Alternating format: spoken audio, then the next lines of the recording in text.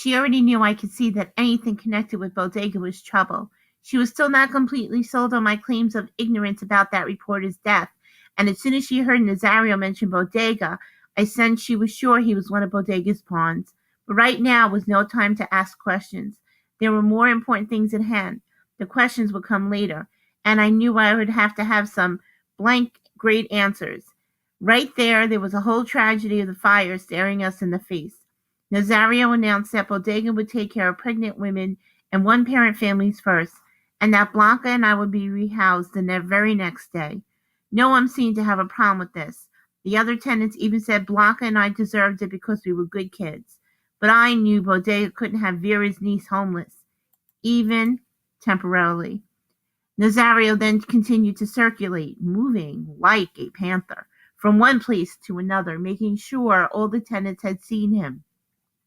Well, he looked for an opportunity to speak to me alone. The moment came when most of the tenants, Pentecostal, Catholics, or whatever, got together to pray in the lobby. No one noticed me not joining in. Maybe Blanca did, but she knew where I stood on that. Fishman? I asked Nazario as we stood in the flooded apartment of someone who was probably out praying with the rest of the tenants. I've something to ask of you, Nazario said. Name it.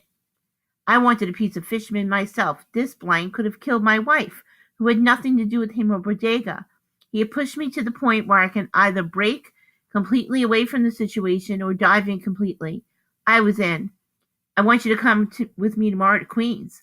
What's in Queens? We have to speak with someone. And should something happen to me, I want this person we are going to see be familiar with your face for future reference. Understand?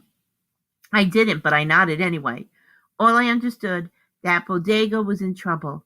Not with the fire department, which would know right away it was arson and dismissed it as another case of pyromania in a neighborhood crawling with firebugs, nor with the media, who needed sensation, and since no deaths had occurred, would only give it a passing mention, like a footnote in a 1,000-page book. The Harry Goldstein Management Agency would receive little attention, making it the only good thing besides no one dying that Bodega had on his side. What would Bodega had to worry about was his fish of Louisiana making tidal waves. Where's Bodega? I asked Nazario.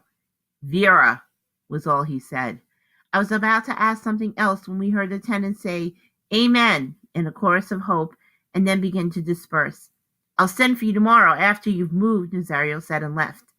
That night, Blanca and I slept at Blanca's mother's. Blanca was too tired to ask any questions and went straight to sleep, knowing we would need rest because tomorrow we would be moving again.